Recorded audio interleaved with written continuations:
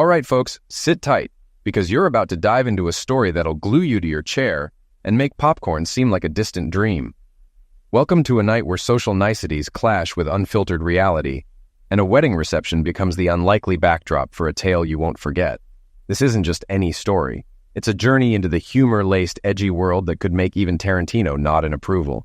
Shannon, our protagonist, once a die-hard social butterfly, now finds herself in the throes of what could best be described as social fatigue. The spark had fizzled out, and these gatherings felt more like court-ordered community service than anything resembling fun. But tonight, she's not just attending another one of these shindigs. Oh no, she's at a wedding, and not just any wedding. This one's got the dubious honor of tying her to it through Robert, her other half, who's buddy-buddy with the groom. As soon as she steps in, the DJ, in what Shannon figures must be a personal attack, decides to play every song from the top of her most hated list.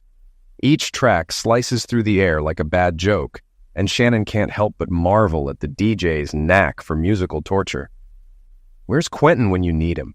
She'd rather face a Reservoir Dogs standoff than another chorus of whatever pop monstrosity was blaring now. Meanwhile, Robert, clearly missing the partners in crime memo, has vanished into the depths of the bar, deep in what looks like a life-altering convo with a mysterious stranger. Here Shannon is, feeling like an extra in a low-budget sequel to her high school prom, sipping on something that's too sweet and scanning the sea of pastel for a life raft. Just as she contemplates making a run for it, or at least to the nearest emergency exit, a voice slices through the chaos. "Hey, PK!" It's Tracy, emerging like a beacon of nostalgia, armed with a grin and a drink. The sight of an old friend in this sea of strangers feels like a Quentin twist. Unexpected, but totally right. "Tracy, what are you doing here? It's been so long!" Shannon's genuine surprise gives way to a reunion right there in the middle of the dance floor. DJ's bad taste be damned. Enter Darren, Tracy's +1. The man's a walking, talking rebel poster with his jet black hair, shadow of a beard, and that silver earring glinting like a challenge. Tight black jeans, black leather jacket, black t-shirt. Shannon can't help but think Tracy's snagged herself a character straight out of a gritty, neon-lit thriller. As they exchange hellos, Shannon's earlier dread morphs into curiosity. Maybe this night won't be a total write-off after all. Maybe, just maybe, it's the beginning of something downright cinematic. In her junior year, an event changed her life. Her boyfriend arrived to pick her up, but another girl was in the car. Furious, Shannon refused to go and later learned that both her boyfriend and the girl passed away in a car accident. Despite not liking him, her parents insisted she attend the funeral. During the service, she felt sorrow, guilt, and fear at how close she came to losing her life. This prompted her to re-examine her lifestyle. She began to focus on her studies, got a summer job, and toned down her partying. Her parents saw the accident as divine intervention. Thanks to her intelligence and hard work, Shannon scored well on the placement test and got into the Community College of Philadelphia, where she pursued a business administration degree. Encouraged by Shannon's behavior changes, her father urged her to join singles activities at his parish. Though reluctant, she met Robert Cunningham, a tall, clean-cut FBI agent. Initially, she found him too conventional, but became intrigued by his job. Robert, captivated by Shannon, admired her values. Soon they were a couple, and her parents were thrilled. By the time Shannon graduated from community college, they were engaged. "And now we're living happily ever after," Shannon told Tracy sarcastically. "So where's your hubby?" Tracy asked. "You mean SpongeBob SquarePants?" Shannon replied contemptuously. "He's a total square and sucks the fun out of my life." Tracy laughed. "I thought you married a cross between the Lone Ranger and Elliot Ness." "It's more like a CPA," Shannon retorted bitterly. "He never talks about work and just wants to relax at home. There's no excitement." She saw Robert approaching, phone in hand, looking apologetic. Shannon introduced him to Tracy and Darren. "Honey, I need to leave early. Something came up at work," Robert said. Tracy interjected. "Darren and I can give Shannon a lift. Let her stay a bit longer." Robert hesitated, unsure about Tracy, but Shannon insisted. "I don't want to sit at home alone. I'll come back with them." "All right," he agreed, kissing her goodbye. As soon as Robert left, Shannon thanked Tracy. "Let's get another drink." Darren suggested, "Let's leave and find some real fun." "Yeah," Tracy agreed. "Let's blow this place." Shannon hesitated but decided to join them. Outside, they headed for a motorcycle. "I haven't ridden one in years." Shannon said. "Can we all fit?" "Sure," Tracy replied. "You sit behind Darren." "What about helmets?" Shannon asked. Darren laughed. "Helmets are for sissies." He revved the engine as Shannon climbed on, feeling a thrill. They sped away, and Shannon clung to Darren, exhilarated. They arrived at a dance club, the music and lights reminding Shannon of her wild past. Tracy headed to the bar and the night of excitement began. "Hey, let's do some shots. How about it?" Before Shannon could answer, Darren leaned in. "Want to try something better than booze?" he asked. "You'll love it, I promise." Curious, she asked, "Okay, what is it?" He grinned and showed her 2 pastel-colored tablets. He took one and handed her the other. Shannon hesitated, then swallowed it. "You're going to love Molly," he laughed. Then he called Tracy over, and the 3 headed to the dance floor. Shannon asked Darren if Tracy liked Molly too. He shook his head. Booze is her thing. Soon, Tracy disappeared to get another drink. As they danced, Shannon began to feel a warm, euphoric sensation. The music and lights synced perfectly with her mood. She felt an amazing connection with Darren and Tracy. After a while, Tracy passed out in a chair. Darren checked on her and then focused all his attention on Shannon. She felt a surge of euphoria and wished the night would never end. Later, Darren carried Tracy over his shoulder and led Shannon to his motorcycle. They rode to an apartment building where he laid Tracy on the couch. Shannon, still feeling the effects of Molly, wrapped herself around Darren, and they went to the bedroom. Their encounter was rough and intense. When Shannon woke, Darren was dressing. "That was incredible," she said. "How long did it last?" "About 2 hours," he replied, smirking. Shannon was shocked. "No way we were at it for 2 hours." He grinned. "I told you you'd like Molly." She realized it was nearly 2 a.m. and hurried to get dressed. As they left, she noticed Tracy still passed out and felt a pang of guilt. The ride home felt endless. Shannon tried to think of an excuse for being late, but couldn't. When they arrived, she mumbled a thank you and rushed inside, hoping Robert was asleep. To her relief, he wasn't home yet. She quickly hid her clothes and jumped into bed. Moments later, she heard Robert's key in the door and sighed in relief at her close call. Suddenly, a terrifying thought crossed her mind. What if he wants to make love? She had worn her underwear to bed and stuffed tissues in them, but that wouldn't help if he started touching her. Then she had an idea. She would take the initiative, but with anger, not passion. So when he tiptoed into the bedroom, she turned on the bedside lamp. "Where have you been?" she demanded, making him step back. "I told you, I had to go out on business," he stammered. "You've used that excuse too many times. Are you seeing someone?" she snapped. "No, I love you," he said, but she pressed on. "If not, then tell me what you were doing." "I can't," he pleaded. "Can't or won't?" she persisted. Worn out from his night, Robert finally gave in. "It was a crime scene. I had to investigate." Shannon inwardly celebrated, but kept pushing. "What made it so special?" He sighed and spoke coldly. "A double homicide. 2 guys were executed, taken to a landfill, and shot in the head." As he detailed the gruesome scene, Shannon's satisfaction turned to shock. Robert finished undressing and got into bed, turning his back to her. She switched off the light, pleased her plan worked, and tried to sleep. However, she couldn't shake the horrific images Robert had described. Shannon slept until noon. Robert was cool to her, but warmed up as the day went on. Instead of relief, Shannon felt depressed. Saturday night had been thrilling, but now her life seemed even more boring. She was still down the next morning at work. Her business administration degree landed her a job as an administrative assistant at the school district of Philadelphia, working for a lecherous boss. She tolerated his behavior to secure a good evaluation, but the job's routine quickly bored her. But this Monday held a surprise. When the director brought a visitor to the office, Shannon nearly gasped. It was Darren, now dressed in a suit and tie, with his hair combed conservatively and the earring removed. He gave her a slight grin, but showed no other recognition. As the men entered the director's office, Shannon's mind raced with memories of Saturday night and curiosity about Darren's reappearance. Unable to resist, she turned on the intercom to eavesdrop. Darren was pitching cleaning and office supplies. Shannon found it hard to believe that the bad boy from the weekend was a salesman. Darren mentioned a 10% commission typically given to brokers, offering it directly to the director instead. Shannon heard the director's interest peaked and the negotiation continued. "There's no limit on the order size," Darren assured. "The commission would be 10% regardless. I could bring you a cashier's check." The director seemed intrigued but cautious. "This is unusual. I don't know if I can issue a cashier's check for such a large amount. It is unusual, but so is our offer. If necessary, you can reduce the order size, Darren replied smoothly. After some hesitation, the director agreed, asking Darren to return before noon the next day to finalize the deal. Shannon quickly turned off the intercom as they exited, pretending to work. Darren thanked the director and left without acknowledging Shannon. As she drove home, she couldn't stop thinking about the bribe she had overheard. While not surprised by Darren's offer or the director's acceptance, she was puzzled by the insistence on cashier's checks. It seemed risky. She briefly considered reporting it, but decided against it, feeling it wasn't her problem. However, thoughts of Darren lingered, and she dreamt about him that night. The next morning, the director rushed out to greet Darren and ushered him into his office like a VIP. "No interruptions, Shannon," he barked, and she struggled to hide her grimace. As soon as the door closed, she turned on the intercom. The director asked if Darren had the commission, and Darren's voice oozed confidence.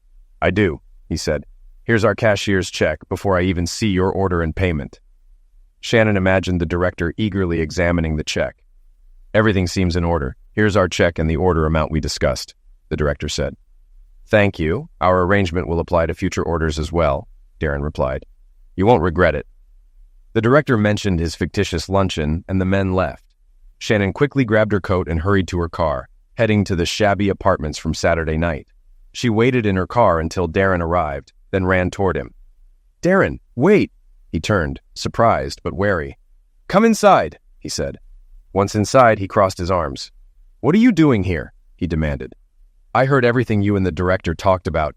"I know you bribed him," Shannon said. "So, are you going to turn me in?" he asked. "No. I think there's more going on. I don't believe you're a soap salesman. I think that check you gave him was fake." Darren grinned. "You're smarter than I thought. Yes, it was a con, and the check was fake. But the school district check he gave me was real, and I've already cashed it." "What happens when he tries to cash his check and finds out it's fake?" she asked. "Won't he have the police after you?" "That's the beauty of this sting. He can't report me without admitting he took a bribe. I'll be long gone by then," Darren said. "So how much do you want to keep quiet?" "I don't want your money," she said. "Then what do you want?" he asked, surprised. "I want you to take me with you," she replied. Darren was caught off guard, but then smiled. "Are you sure? You want to leave your husband, your nice home, and your job?" A look of intensity crossed her face. "I think I've been looking for someone like you my whole life," she said, kissing him passionately. He grabbed her hips and pulled her close, but then yanked her head back. "I'm leaving town right away.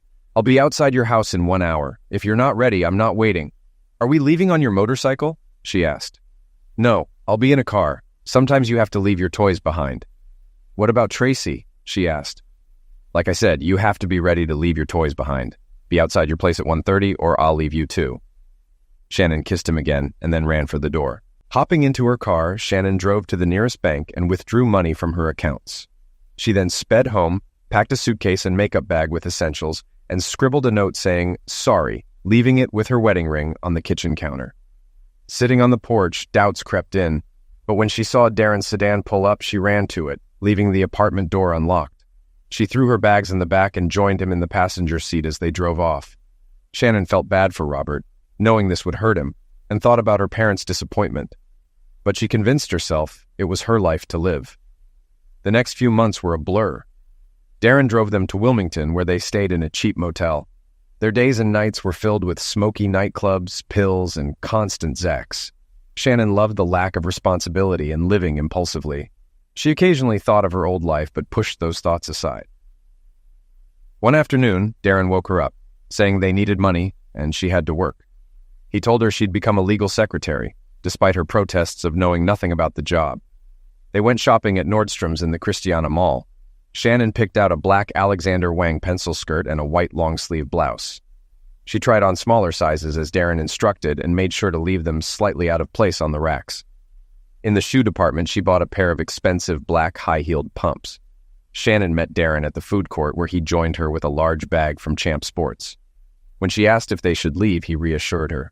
Stores don't look for men shoplifting women's clothes. Buying the shoes threw off any suspicion. "Why did I have to buy these expensive shoes?" she asked.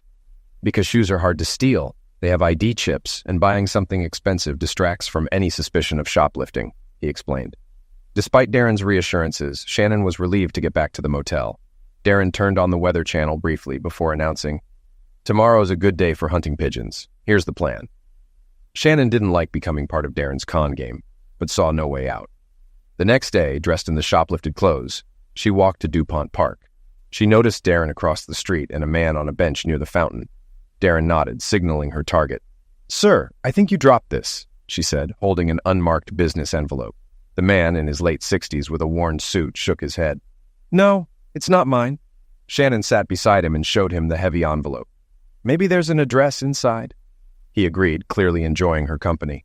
She gasped as she opened it. "It's filled with money." He counted it, $50,000 in $100 bills. "Can we keep it?" she asked.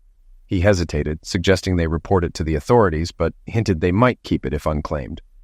"My boss is an attorney," she said, pretending to call him. Darren, dressed in a suit, approached them shortly. After introductions, Darren declared it was likely pill money. "We have to notify the police, but the finders usually get to keep it." Shannon hugged the man in excitement. Darren added a complication. They needed to show good faith by adding their own money to prove they weren't pill dealers. "But we're not pill dealers," the man protested. "You need to convince the police," Darren replied. "Putting in your own money will help." Shannon saw the doubt on the older man's face and quickly spoke up. "That makes sense. How much do we need to show good faith?" "Half of the total money would be perfect," Darren said. Shannon chimed in. "I have over $25,000 in my savings. I'll get it. What about you?" she asked the man. He hesitated, but Shannon pressed. "We could really use the money, and I'm sure you could too." "Yes, I can," he agreed. "I can withdraw $25,000 from my retirement account." "Perfect," Darren said. "Each of you should withdraw the money and have your bank seal it in an envelope with the receipt, then get back here quickly." Shannon excitedly grabbed the man's hand. "Let's go." He held her hand as they walked to their banks. Shannon was already waiting with her envelope when the man returned, puffing from his haste. Darren opened the envelope they had found, showed the $50,000 inside, and then added their envelopes before sealing it. "Where are those detectives?" Darren pretended to call them, then turned back to announce a delay due to an accident. "It's safer to lock the money in your car," he suggested. The older man agreed and led them to his Chevrolet in a nearby garage. As they reached the car, Shannon dropped her phone and made a show of picking it up while Darren switched the envelopes. Darren then locked the fake envelope in the trunk and reassured them. "I need to hurry to a meeting. The police will be here soon. Just wait by the car." He left quickly, and Shannon chatted with the man about his plans for the money. Suddenly, she claimed she needed to use the bathroom and kissed him on the cheek before hurrying to the bank lobby. She continued through the building and found Darren waiting in an alley with the car idling. As they drove away, Shannon felt a rush of adrenaline. "How'd I do?" Shannon asked excitedly. "Like a pro, baby. Like a pro," Darren replied, chuckling. "I wish you could have seen the old guy's reaction when you bent over." "How long before he finds the envelope full of newspaper?" she asked. "Long after we're gone," Darren said. They both laughed as they drove to the motel. At the motel, Darren said, "You go inside and wait. I have to make a quick trip to the bank." "The Bank of Moscow?" Shannon asked, puzzled. "I've never heard of it." "It's better you don't know," he said curtly. "We'll go out and party when I get back." As Shannon waited, guilt crept in about the old man they'd conned. She tried to justify it by thinking he probably had plenty of money. Feeling uneasy, she lit a joint from Darren's stash. By the time Darren returned, she was high and giggly. "Let's get something to eat and have some fun," he said, amused. A week later, Darren announced they were moving on. When she asked where he was going, he mentioned a business meeting. They quickly packed and drove north on I-95. "Are we going back to Philly?" Shannon asked. "No," Darren replied curtly. "We're heading to Newark." "Why Newark?" she asked. "Big business opportunity," Darren said. "Remember the school board con in Philly? There's a bigger chance in Newark." "Why not Wilmington?" Shannon asked, confused. Darren explained. "Newark has the largest education system in New Jersey, but one of the worst graduation rates. It's been under state control since 1995, and it's plagued with underfunding and corruption. Because of its issues, it's received a lot of donations from wealthy people trying to help." Shannon still looked confused, so Darren continued. "The latest quick fix is giving students computers. We offer to sell them iPads at cut-rate prices, and they'll jump at the deal." "Where do we get a container of iPads?" Shannon asked incredulously. Our friends at the Bank of Moscow have one, Darren replied. Who is the Bank of Moscow? Shannon demanded. It's not really a bank, Darren said. It's the Russian mafia. They fund scams and other crimes. They make money without taking risks. If a deal goes bad or someone gets arrested, the borrower still has to pay. Shannon was shocked. Why would they fund other people's deals? They make money without the risk. If you borrow from them, you pay back plus interest no matter what. If you can't, your family pays. There's no escaping their loans, Darren explained. Shannon wasn't convinced. But what if the family can't or won't pay? Darren shuddered. Trust me, you don't want to know. The Bank of Moscow always collects. So where did these Russian guys get a shipping container of iPads? Darren rolled his eyes. They hijacked it, of course. And they're just going to give it to us? No, they'll lend it to us along with seed money. In return, they get half the proceeds from our con. Half? We take all the risk and they get half? It's a lot, but it's a $2 million deal. We sell 10,000 iPads at $400 each, making $4 million, and we keep $2 million. That's a huge score. Shannon was skeptical. You think you can con the school board into buying stolen iPads? Darren grinned. Our contact is Gordon Sesterman, head of the Newark's Future Today Foundation. He's ambitious and not picky about funding sources. But you're going to con him, not me. Me? I don't know how to do that. I'll coach you. It'll be putty in your hands. After checking into a motel near Newark Airport, they shopped in Manhattan. Shannon got new clothes, including lingerie from Agent Provocateur, an Armani suit, and Burberry boots. Her only purchase was the boots. That evening, they rehearsed her role. Darren had set up the appointment, introducing her as April Johnson, VP of Sales for Global Resources. All marks are the same, Darren reassured her. Focus on the rewards, and they'll believe you. Shannon had a restless night, nervous about her role and her increasing involvement in Darren's schemes. The next morning, jittery and unable to eat, she felt better in her power suit and boots. Before leaving, Darren reminded her, You're a hot cow. Use it. In Sesterman's office, Shannon launched into her pitch. Global Resources had 1,000 tablets at half price if the foundation could buy the entire lot. Sesterman seemed more interested in her body than her words. She crossed and uncrossed her legs, noticing his gaze. Gaining confidence, she praised the foundation's work and Sesterman's role, highlighting the positive publicity and political implications. Leaning forward, her jacket gaped open, revealing glimpses of her bra. My company supports leaders with vision. We'd contribute 1% of the sale to jumpstart a campaign, which could help a mayoral run. She could see him doing the math. Yes, he said slowly. $4,000 would be helpful, she interrupted as Darren suggested. Not 1% of our price to you, 1% of the retail value. His eyes widened. $80,000, she said with a smile. He seemed lost in thought, then refocused on her. You've given me a lot to consider, Miss Johnson. I'd like more time to think before deciding. Shannon smiled. Of course, Mr. Sesterman. But we have other potential buyers, and quick inventory turnover is key for us. Sesterman nodded. I understand. Let's meet again tomorrow at the same time. Shannon rose and shook his hand. Looking forward to it, she said, adding a sway to her hips as she left. Back with Darren, she burst with excitement. Oh God, Darren, it might work. He barely asked questions and seemed more interested in me than the deal. Darren was thrilled. If we pull this off, we'll walk away with $2 million. We can go anywhere, do anything.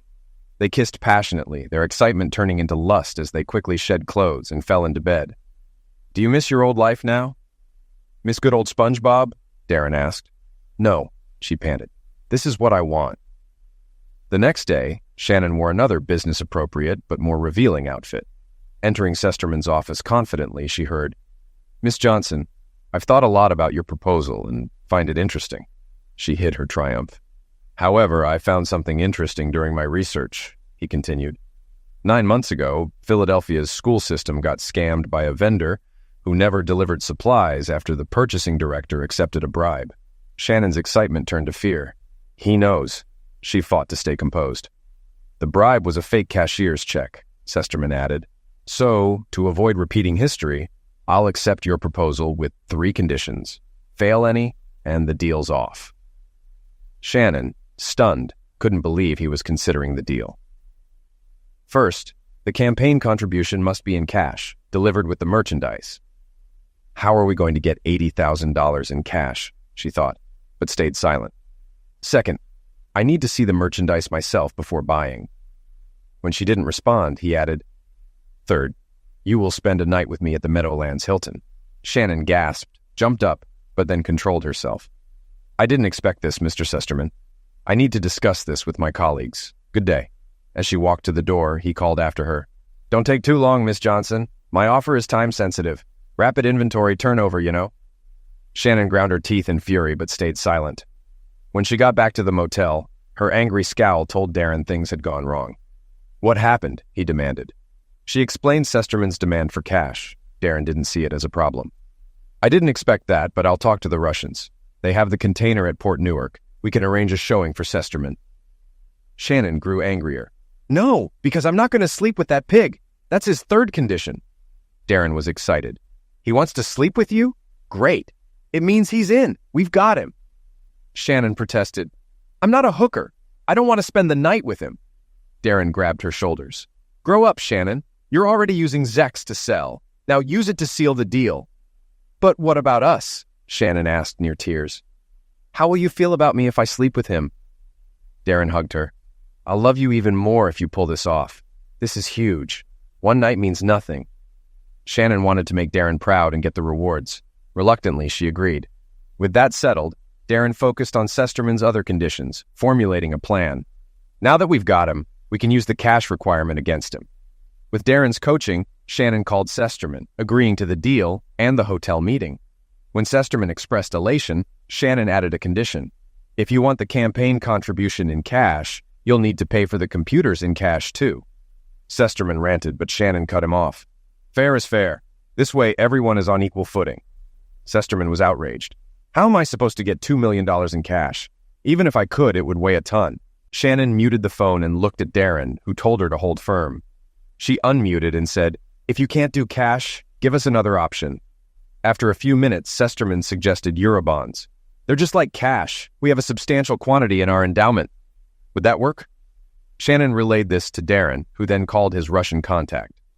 After a while, Darren hung up and said, "The Russians will take Eurobonds. They're just like bearer bonds, redeemable for cash." "So what does that mean?" Shannon asked. Darren danced around the room. "It means we've got him. He probably started writing his campaign announcement." When they calmed down, Shannon called Sesterman back to confirm that Eurobonds were acceptable. The deal was on. After her initial elation wore off, Shannon's emotions fluctuated. Darren's praise made her feel important, but she also felt like a pawn in his game, resenting the idea of being forced into prostitution. Despite her misgivings, 2 days later she walked into the Meadowlands Hilton lobby. Wearing a dark gray maxi dress with a low cowl back and Ferragamo pumps, she positioned herself to catch Sesterman's eye. When he spotted her, he hurried over. Over dinner and several bottles of wine, Sesterman bragged about his foundation's achievements, taking all the credit. Shannon pretended to be fascinated but was lost in her thoughts. Seeing a man who looked like her father triggered rebellious memories. Her reluctance vanished, and she embraced her role. She interrupted Sesterman, suggesting they take a bottle of wine upstairs. He eagerly agreed. In the elevator, Shannon kissed him passionately. In the room, she took charge, drinking wine straight from the bottle and stripping slowly. She felt a surge of defiance, thinking, "Screw them all, Darren, Robert, Daddy." After a wild encounter, she fell asleep on Sesterman's chest. Several hours later, she woke up confused, but quickly remembered the night. Feeling elated, she thought about the $2 million they would soon have. She fell back asleep, dreaming of their future. The next morning, Shannon woke up with a hangover. She saw Sesterman standing beside the bed. He sat down brusquely. "Now let's talk business," he said. His demeanor changed. "Here's how it'll go," he explained. "Meet me at my office at 5 p.m. with the $80,000 in a briefcase. Come alone. I'll have the Eurobonds. We'll count everything, then drive to a storage locker. Bring a heavy-duty padlock. I'll have one too. We'll lock the money up and go inspect the tablets at the terminal. Once verified, we'll return and collect our money. Got it?" Shannon nodded, taking it all in. When Shannon nodded, he stared at her a moment longer. "Remember, no tricks," he warned. Shannon held his gaze, masking her distaste. "No tricks. Everyone gets what they want," she said. He smirked. "Oh, and I was right. You are a great piece of meat," before leaving. Back at the motel, Darren eagerly asked what happened. Shannon detailed the encounter, especially Sesterman's demand for cash. Darren wasn't deterred. "I'll talk to the Russians and make arrangements. We can work this out." He seemed excited about her night with Sesterman, which puzzled and angered Shannon. She protested, "I'm not a hooker." Darren grabbed her shoulders. "Grow up, Shannon. You're already using Zex to sell. Now use it to seal the deal." He reassured her, "I'll love you even more if you pull this off." One night means nothing. Shannon reluctantly agreed, feeling used and conflicted. She packed their things while Darren planned. Thinking about Paris lifted her spirits. Darren returned with a briefcase, saying, "Inside are 80 grand. Guard it until it's in the storage unit. The Russians will be on us if anything happens." Just before 5 p.m., Darren dropped Shannon off. "Remember, in an hour we'll be rich," he said. Shannon carried the heavy briefcase into the Foundation offices. Sesterman anxiously tried to take it, but she held on. "I'm just going to count it," he assured, pointing to a case with Eurobonds. Shannon verified the bonds and sent a photo to an account.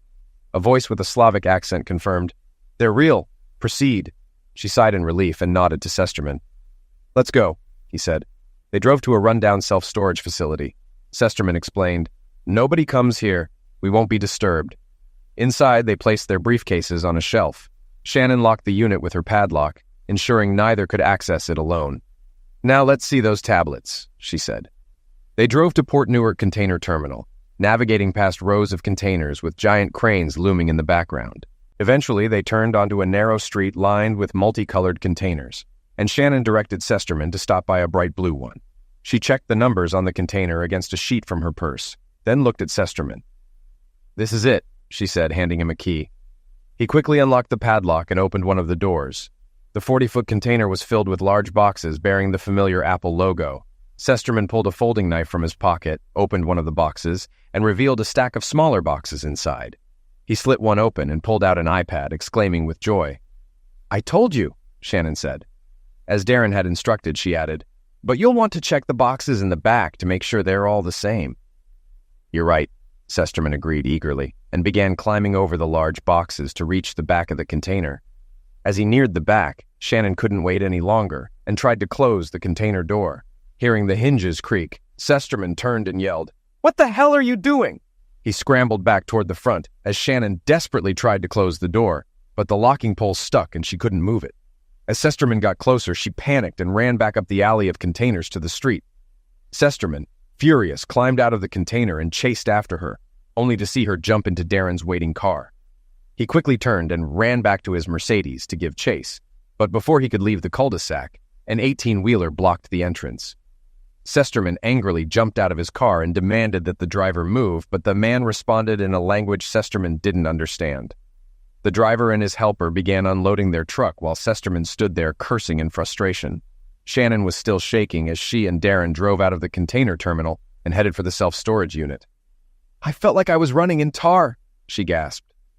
"I was sure he was going to catch me." Darren grinned. "You don't need to worry about Sesterman," he chuckled. "Those truckers have orders to keep him there for an hour before they move. We'll be long gone by then." "Won't he call the police?" she asked anxiously. "And send them to the storage unit to find all that cash and those Eurobonds?" "Not likely. That would be the end of his political dreams for sure," Darren laughed. When they arrived at the self-storage unit, the place was deserted. Shannon quickly ran to the door of Sesterman's unit and used the key to unlock her padlock. While she did that, Darren opened the trunk of his car and pulled out a pair of bolt cutters. It took some effort, but the shackle was no match for the cutters. Darren grabbed the handle and raised the door. "Here we go," he said with glee. Shannon followed, only to see Darren frantically searching the small container. He turned around, grabbed Shannon's shoulders, and began shaking her. "Where are the briefcases?" he yelled. "Where's the money?" Shannon twisted free and went to the bare shelving unit. "We left them right here," she said in confusion. "I know they were here." "Sesterman must have taken them," Darren cried, grasping for an explanation. "No, he didn't," Shannon shrilled. "I saw them with my own eyes. They were on the shelf when we locked the door." Darren clutched his head and began to moan. When he looked up, his face was pale. Oh, God, he cried. "This is bad. This is very bad. The Russians will liquidate us if we don't get them their money." His fear caused Shannon to panic. "It's not our fault, Darren," she cried desperately. "Somebody must have stolen it. The Russians will understand. They have to." "You don't get it. These are really bad people. I know what they've done to others who owed them money, and we owe them a ton. We're as good as dead." "No!" Shannon yelled, grabbing Darren's arm. "We can talk to them. We can pull another con and then pay them back." "Let me go, you idiot!" Darren screamed, shoving her so hard she fell to the concrete floor, bruising her hip. As she looked up in shock, he dashed out of the storage unit and headed for the car. "Wait for me," she yelled, struggling to her feet, but Darren ignored her and started the engine. Before he could drive off, 2 large black SUVs pulled in, blocking him in. Several large men ran to the car and yanked Darren out of the driver's seat. In seconds, they had bound his hands behind him and thrust him into the back seat of one of the SUVs. As Shannon stood there, paralyzed, rough hands grabbed her arms and twisted them behind her back. Heavy plastic bands tightened around her wrists, and she was pushed toward the opposite door of the SUV that held Darren. Once she was inside, another plastic band was wrapped around her ankles, leaving her completely helpless. In terror, she glanced at Darren and watched in horror as one of the men pulled a burlap sack over his head. Her vision then went dark as rough cloth covered her face. She pleaded with her captors, but a rough voice ordered her to be quiet, and she obeyed out of fear. As the car sped up, Shannon suddenly remembered Robert's account of the mob execution he had investigated the night she met Darren. The lurid details of the double slaughterers came back to her, and she began to sob in terror, imagining her face being blown off inside the burlap bag.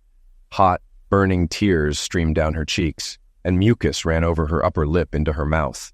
She gasped for breath, which only made her cry harder. Her panicked mind desperately searched for a miracle to save her. "Maybe someone will see us like this and report it to the police," she thought. But then she remembered the tinted windows and fell into self-pity. "It's not fair," she thought. "I'm not a bad person. I don't deserve to die." Reflecting on how she treated Robert and her family, she admitted she wasn't a very good person after all. In her feverish state, even the figure of the old man they'd bilked in Wilmington haunted her. Thinking of her family, she tried to recall the religion her father had tried to instill in her and mentally began bargaining with God, promising to change her life and be a better person if she was spared. But she couldn't remember any prayers, and finally slumped in her seat in despair. She heard Darren whimpering and thought bitterly, "And to think I thought he was a bad boy." The car went around a curve, causing her to shift on the seat, and the pain from her bruised hip reminded her of Darren's cowardly attempt to flee without her. She cursed him and herself for her fascination with him. Suddenly, the car made a sharp turn, and the vibrations indicated they had turned onto an unpaved road. Shannon was terrified. "We're at the landfill," she thought, sobbing again. The SUV braked abruptly, nearly throwing Shannon into the seat in front of her. The door beside her opened, and she shrieked as hands groped her legs. "Hold still," a voice ordered, and the plastic band around her ankles was cut. A hand grabbed her and pulled her from the car. Her abductor led her forward, with Darren shuffling alongside her. They stumbled over rough ground for about 20 yards before stopping. Strong hands forced her to her knees on the rocky ground, but she hardly noticed the pain. A voice nearby asked, "How much longer?" "5 minutes, Max," another voice replied. Shannon quickly realized she had less than 5 minutes to live. She started to slump, but a hand roughly pulled her up. As she knelt there, shivering in terror, she heard footsteps approaching from behind, and light suddenly shone through the burlap. "It must be the car headlights," she thought, then shrieked as a hand touched the back of her head. The bag was yanked off, and in the blinding light she saw a pair of legs in front of her. "Was this what you wanted?" a bitter voice rang out. Shannon gasped, recognizing Robert's voice. "Is this really the life you wanted? Living like a common criminal, always on the run with someone like him?" the voice asked again. Shannon knew it was Robert. His voice, raw with emotion, said, "I would have given you anything, Shannon. Done anything to make you happy. I would have taken a bullet for you." She hung her head in shame and misery. "Here," he said sharply. When she looked up, she saw him reach into his jacket pocket. She flinched, but instead of a pistol, he pulled out an envelope and threw it on the ground in front of her. "Since you wanted it so badly, here are your divorce papers," he said bitterly. He stared at her for a minute, then looked around at the others. "I'm done here. You can have the 2 of them now," he said, and walked away. One of the figures outside the circle of light spoke up. "All right, people, show's over. Let's get back to work." Shannon and Darren were pulled to their feet, their hands still bound behind them. They were led to the SUV and put in the back seat. Someone dumped the envelope in Shannon's lap. Within minutes, they were on the highway heading southeast. Darren was the first to recover from the ordeal and angrily demanded, "What the hell was that all about?" The figure in the passenger seat turned around, and Shannon was surprised to see an attractive African-American woman. That was a little professional courtesy to a fellow FBI agent who wanted a chance to confront his ex-wife, she said. We decided to add some theatrics. The FBI? Darren sneered. I should have known. How long have you been after us? The agent laughed. Hell, you two are just small fish in a big pond. We weren't even after you. We were using you as bait to catch the real bad guys. The Russian mafia? We rounded them all up this afternoon. Realization dawned in Darren's eyes, and he snapped angrily. You were the ones who took the money from the storage locker. The woman grinned. Of course we took it. Evidence, you know. Darren glared at her with hatred. You a-hole. You stupid schmuck. You should be thanking us, the agent shot back. If we hadn't arrested them, your Russian friends were planning to liquidate you two as soon as you got the money out of the locker. We've had you and them under surveillance for a long time. We heard them plan it. Shannon gasped, and Darren's bravado evaporated. After a while, Shannon meekly asked, Where are we going now? The agent looked at her for the first time. Why, the Essex County Jail, of course, she said. What did you expect? Shannon's face drooped to her chest, and the agent glanced back and forth at the pair in the back seat for a minute. Finally, she got a puzzled look and turned to Shannon. Why in the world would you leave Robert Cunningham for this little piece of crap? Shannon couldn't look her in the eye. I guess I always had a thing for bad boys. What bad boy? The agent asked contemptuously. You mean that little coward with the wet pants? Shannon glanced over and saw that Darren's jeans were soaked. When he saw her looking, he turned his face away to stare out the window. The driver swore. He pissed himself. Damn, I'm going to have to clean the back seat again. The female agent laughed and turned back to Shannon. You wanted a bad boy? You were married to one of the baddest FBI agents on the East Coast. That man has more decorations for bravery than most agents get in a career. He's busted mob bosses, bank robbers, and serial butchers, and you wanted a bad boy. I never knew, Shannon said in a small voice. Yeah, you didn't know, the woman said harshly. And you nearly eliminated him. Many of us thought he wasn't going to make it after you left. That man loved you so much, and you treated him like trash. She took a deep breath to calm herself. But after tonight, I think he'll be okay. And when he's back on the market, a lot of single ladies in the bureau are going to be after him. I might just be one of them. The driver groaned mockingly. Damn, Alice, I thought you were hot for me. The female agent laughed and playfully cuffed his shoulder. Shut up, Ray. Your wife would skin you alive if she heard you talking like that. Before she could say more, the driver announced, We're here, and made a sharp turn into the admitting area of the Essex County Correctional Facility. Shannon and Darren were escorted into the building and down a corridor. As they walked along the fluorescent-lit hallway, the female agent took Shannon's arm and pulled her away from Darren.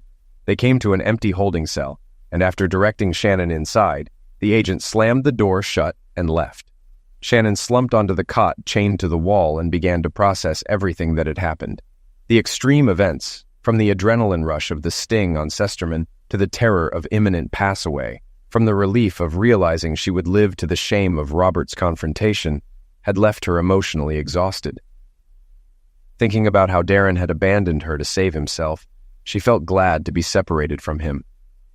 Even if he hadn't tried to abandon me, she thought, his Russian friends would have eliminated us. How could I have ever been tempted to run away with him? She reviled herself. Then she recalled what the female FBI agent had said about Robert. It was clear the woman had a completely different view of the man she had married. She thinks he's a hero, Shannon marveled. She thinks he's hot. A clang from somewhere in the building caused her to look up, and the sight of the barred door reminded her of the future she faced. The thought of spending years in prison was deeply depressing, and the worst part was that she had no one to blame but herself. Suddenly, the female agent reappeared at the bars. She unlocked the cell door and beckoned to Shannon. Come on, she said, leading Shannon down a corridor that ended at a door. When she opened it, cool night air wrapped Shannon's face. They were in the parking lot, and a car was waiting with the engine running. Shannon looked back at the agent in confusion. What's happening? But the agent simply motioned her toward the waiting vehicle. Then the door opened, and a familiar figure got out. Daddy! She cried out in disbelief. Seeing it was indeed her father, she dashed to him and threw her arms around him, sobbing into his lapels. I'm so sorry, Daddy. I'm so sorry for everything, she sobbed. Let's go, honey, he said, his voice choked with emotion, and she let him lead her to the passenger side of his car. Where are we going? She asked. We're going home, honey, he said gently. But I don't understand, she said plaintively. Why am I free? How did you know to come get me here? As her father pulled onto Doremus Avenue and headed toward the on-ramp for the New Jersey Turnpike, he glanced at his prodigal daughter. "Robert called me," he said. "He asked me to give you a message. He said, 'Tell her this is a parting gift from SpongeBob.'" Shannon gave a little cry of pain and began to weep again. She couldn't decide whether her unexpected and wholly undeserved redemption was an act of kindness by Robert or the harshest punishment he could have inflicted on her.